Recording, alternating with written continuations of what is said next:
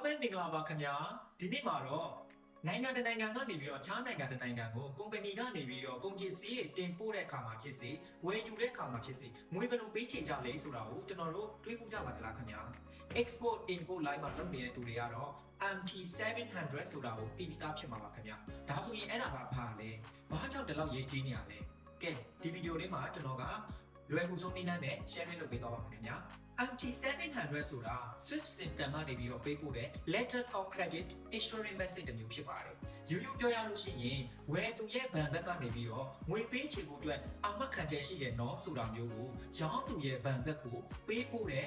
officially message တစ်မျိုးဖြစ်ပါတယ်ခင်ဗျ။ Okay ဒါဆိုရင်အဲ့ဒီ MT700 ဆိုတာဘာကြောင့်ရေးကြည့်ရတာလဲ။နိုင်ငံတကာကုန်စည်ပို့ဆောင်ရေးမှာရောင်းသူနဲ့ဝယ်သူကနိုင်ငံမတူကြတာများတဲ့အတွက်ကြောင့်မလို့တယောက်နဲ့တယောက်အပြည့်အဝယုံကြည်မှုမဖြစ်ကြသေးဘူးဆိုတော့အဲ့ဒီ letter of credit လို့ခေါ်တဲ့ LC ဆိုတဲ့စာရွက်စာတမ်းကရောင်းသူနဲ့ဝယ်သူကြားမှာ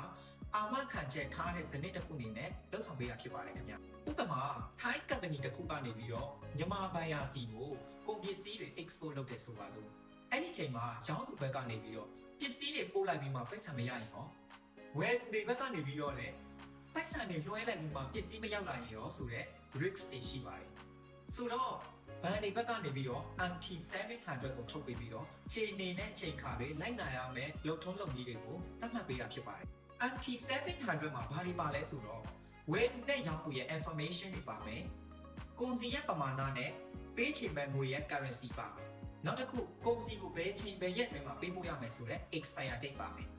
နောက်တစ်ခုကကြတော့ဒီကုန်စည်ကိုပေးပို့တဲ့အချိန်မှာလိုက်နိုင်ရမယ်အချက်လက်တွေပါမယ်နောက်ထပ်အရေးကြီးဆုံးချက်ကကုန်စည်ကိုပေးပို့ပြီးတဲ့နောက်မှာဘဏ်ကိုပိုက်ဆံထုတ်ဖို့အတွက်စာရွက်စာတမ်းတင်တဲ့ချိန်မှာလိုအပ်တဲ့စာရွက်စာတမ်းစာရင်းတွေပါမယ်။နောက်ဆုံးတစ်ခုကကြတော့ဒီကုန်စည်ကိုပိုက်ဆံပေးတဲ့ချိန်မှာဘယ်လိုပုံစံမျိုးနဲ့ payment လုပ်မလဲဆိုတဲ့ payment policy ပါပါတယ်ခင်ဗျာ။အရေးကြီးဆုံးကတော့ document ကိုမှန်မှန်တင်မယ်ဆိုလို့ရှိရင်ဘဏ်ကနေပြီးတော့ payment ကို release လုပ်ပေးမယ်။ဒါကြောင့် export officer တယောက်အနေနဲ့ဒီ MT7 ကိုတိတ်တိတ်ချာချာဖတ်ရှုတတ်ဖို့တော့လိုပါတယ်။ကျွန်တော်ဘယ်လိုဖတ်လဲဆိုတာကိုကြည့်ကြပါဦးခင်ဗျာ။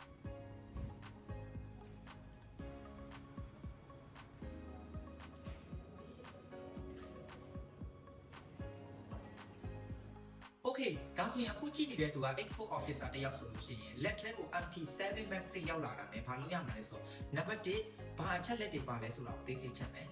နံပါတ်2ချက်ကကြတော့ဘယ်ချိန်တွင်းမှာပေးပို့ရမှာလဲ expire date ကဘယ်နေ့လဲသိစေချင်တယ်နောက်ထပ်ရေးကြီးဆုံးချက်ကကြတော့ requirement document တွေကဘာတွေလဲဘယ်လိုညွှန်ကြားချက်တွေရှိလဲဆိုတာသိစိတ်ဖတ်ရမှာဖြစ်ပါတယ်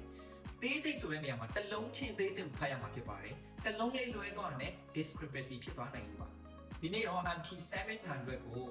easy understanding ပုံစံနဲ့ရှင်းပြပေးသွားတာဖြစ်ပါတယ်ခုလိုမျိုး export နဲ့ပတ်သက်တဲ့အကြောင်းအရာလေးကိုစိတ်ဝင်စားရင် like and follow လေးလုပ်ထားလို့ရပါတယ်အားလုံးကိုကျေးဇူးတင်ပါတယ်ခင်ဗျာ